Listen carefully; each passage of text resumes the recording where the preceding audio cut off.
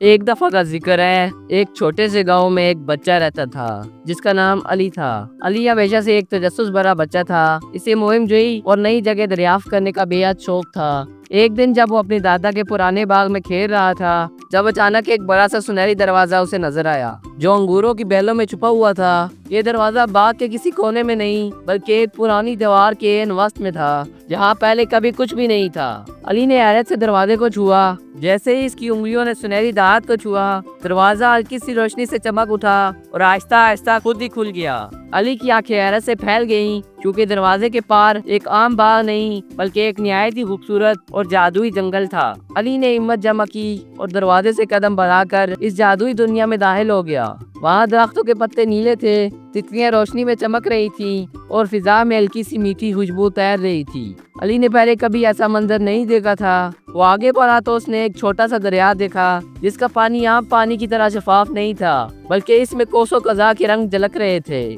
ہر چیز جیسے کسی خوبصورت خواب کا حصہ لگ رہی تھی۔ علی نے ایک درخت کو چھوا اور وہ درخت کسی گنگناہٹ میں بولنے لگا، خوش آمدید علی۔ علی حیران ہو گیا، یہاں سب چیزیں باتیں کرتی ہیں۔ اس نے خود سے کہا، ہر وہ چیز جس میں جادو بسا ہو۔ ایک چھوٹی سی آواز سنائی دی۔ علی نے ادھر ادھر دیکھا تو ایک چمکدار گلہری نظر آئی جو ایک شاخ پر بیٹھی مسکرا رہی تھی۔ تم کون ہو اور یہ جگہ کیا ہے؟ علی نے پوچھا۔ میں گلو ہوں اور تم اس جادوئی جنگل میں ہو، لیکن ہمیں بہت بڑا خطرہ لاحق ہے۔ گلو کی آواز میں پریشانی تھی۔ کیا خطرہ؟ علی نے تجسس سے پوچھا۔ یہ جنگل کبھی روشنی سے بھرپور تھا، لیکن ایک بدمعاش جادوگر ظالم زارون نے اس کی روشنی چرا لی۔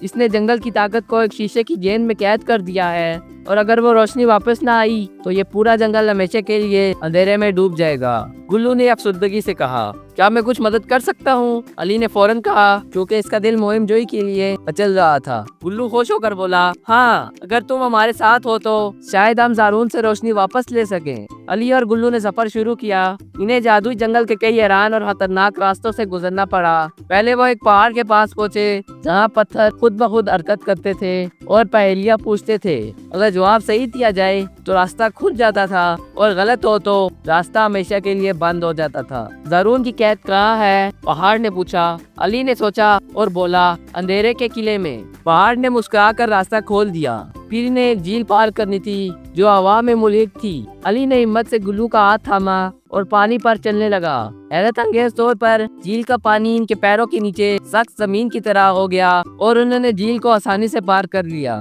آخرکار علی اور گلو جادوگر زارون کے قلعے پہنچ گئے۔ قلعہ بہت خوفناک لگ رہا تھا۔ اونچی دیواریں، کالے بادل اور دروازے پر دو دیو جیسے محافظ کھڑے تھے۔ گلو نے سرگوشی کی، ہمیں چالاکی سے کام لینا ہوگا۔ علی نے ایک منصوبہ بنایا۔ اس نے ایک پتھر اٹھایا اور قلعے کی دوسری طرف پھینک دیا۔ جیسے ہی محافظوں کی توجہ ہٹی، علی اور گلو چھپ کر قلعے کے اندر داخل ہو گئے۔ اندر علی نے دیکھا کہ ایک بڑا سا ہال تھا جس کے بیچ میں ایک چمکتی ہوئی شیشے کی گیند رکھی تھی۔ یہی وہ روشنی تھی جو جنگل کو زندہ کر سکتی تھی۔ لیکن جیسے ہی علی نے گیند کی طرف ہاتھ بڑھایا، زارون تیز آواز میں ہنسا، تمہیں کیا لگا تم آسانی سے یہ لے سکتی ہو؟ زارون نے اپنی جادوئی چھڑی گھمائی اور پورا کمرہ اندھیرے میں ڈوب گیا۔ علی نے جلدی سے اپنی جیب میں پڑی روشنی والی تتلی کو نکالا جو گلو نے اسے دی تھی۔ جیسے ہی تتلی نے روشنی پھیلائی، زارون کی طاقت کمزور پڑنے لگی۔ علی نے تیزی سے گیند کو اٹھایا اور اسے زمین پر دے مارا۔ جیسے ہی گیند ٹوٹی، روشنی ایک سنہری دھماکے کی صورت میں پھیل گئی۔ پورا جنگل چمک اٹھا، درختوں کے پتے دوبارہ سبز ہو گئے اور تتلیاں خوشی سے ناچنے لگی۔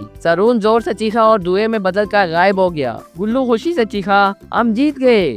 علی نے مسکرا کر کہا، یہ سب تمہارے ساتھ کی وجہ سے ہوا ہے۔ گلو نے علی کو جنگل کے دروازے تک چھوڑا۔ اب تمہیں واپس جانا چاہیے، لیکن یاد رکھنا تم ہمیشہ ہمارے ہیرو رہو گے۔ علی نے دروازے سے قدم باہر رکھا تو اچانک وہ دادا کے باغ میں واپس پہنچ گیا۔ وہ حیرت سے پلٹ کر دیکھنے لگا، وقت دروازہ غائب ہو چکا تھا، لیکن اس کے ہاتھ میں ایک چمکدار پتا تھا جو اس بات کا ثبوت تھا کہ اس کی مہم صرف ایک خواب نہیں بلکہ حقیقت تھی۔